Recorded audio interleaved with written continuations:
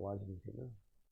Hello साथियों, कैसे हैं आप सभी। मैं विवेक एक बार फिर से आप सभी साथियों का आपके अपने परिवार एग्जाम पर मैं हार्दिक स्वागत करता हूं।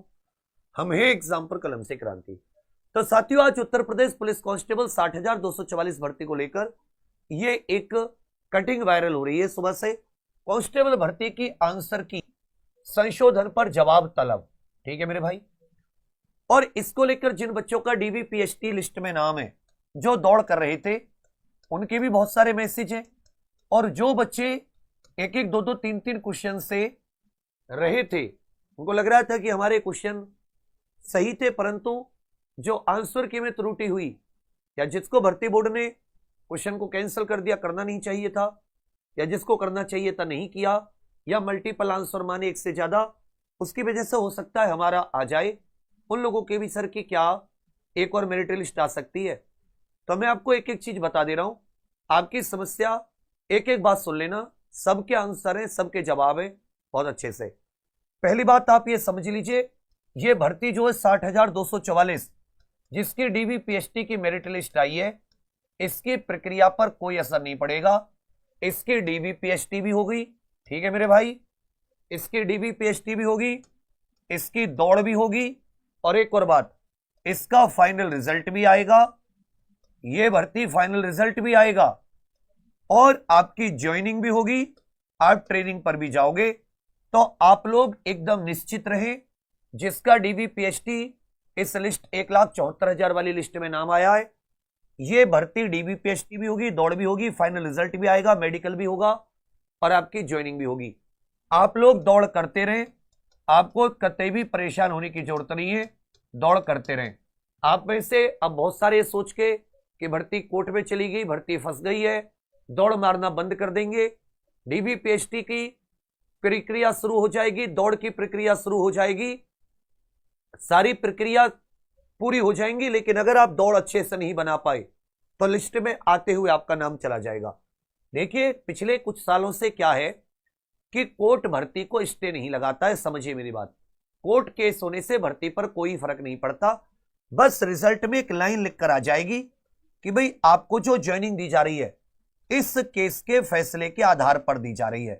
समझिए मेरी बात, मतलब कोई भी आपको कहीं कोई स्टे नहीं होगा, यह भर्ती ऐसे कैसी चालू रहेगी। अब जिन लोगों ने अपना ये आंसर की पर यह आपत्ति लगाई है, जिन्होंने याचिका दायर की है, तो जैसा भर्ती बोर्ड का जवाब होगा, जैसी भर्ती बोर्ड की पैरवी होगी, क्योंकि भर्ती बोर्ड के पैरवी के ऊपर वैसा वो जवाब देंगे। अगली तारीख इसमें 3 जनवरी की तारीख के हिसाब से इसमें बताया गया है कि जो अगली तारीख है वो इसमें 3 तारीख, जो कोर्ट ने तारीख इसको दी है कि भी 3 तारीख को, जनवरी की तारीख 3 जनवरी को तारीख लगाई है।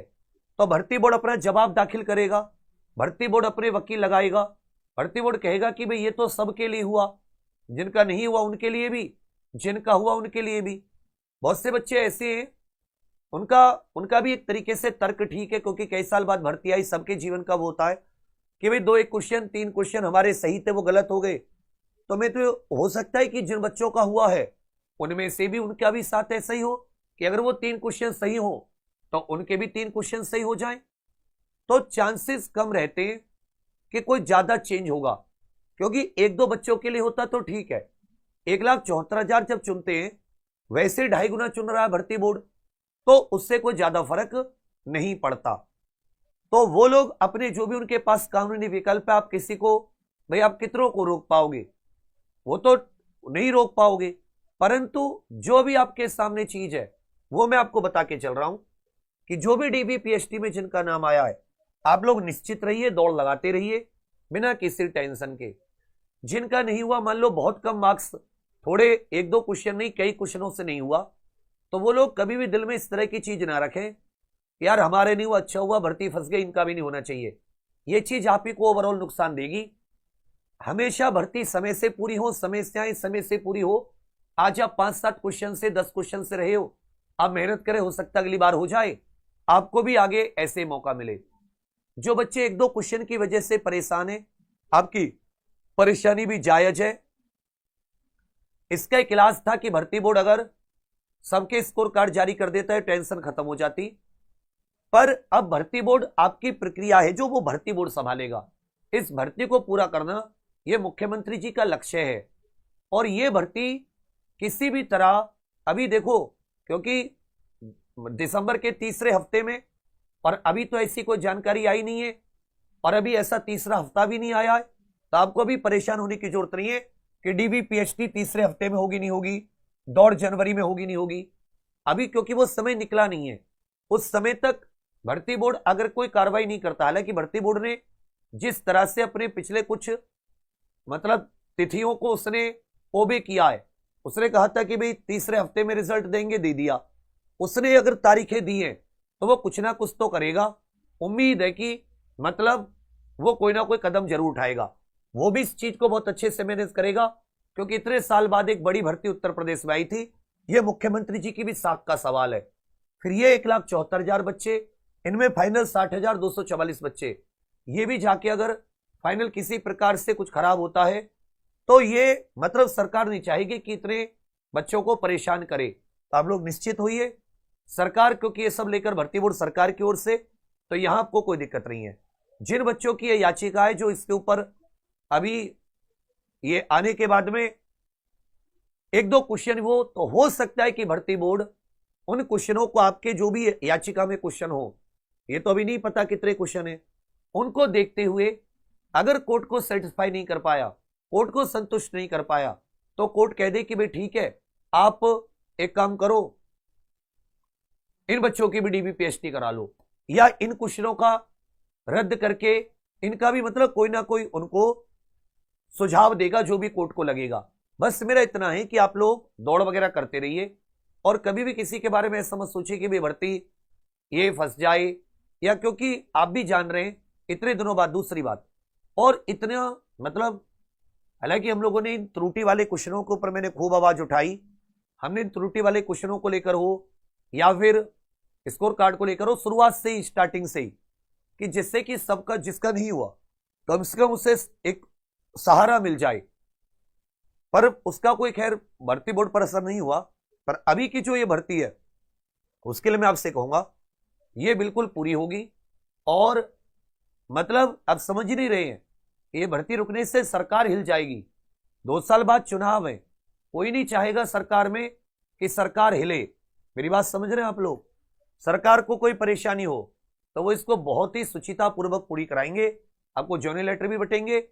मेरे विचार में अगर मान लो कुंभ की वजह से थोड़ी भर्ती प्रक्रिया लेट भी होती है, तो भी मई जून तक आपकी ट्रेनिंग शुरू हो जानी चाहिए। यह आप दिमाग में बैठ लो।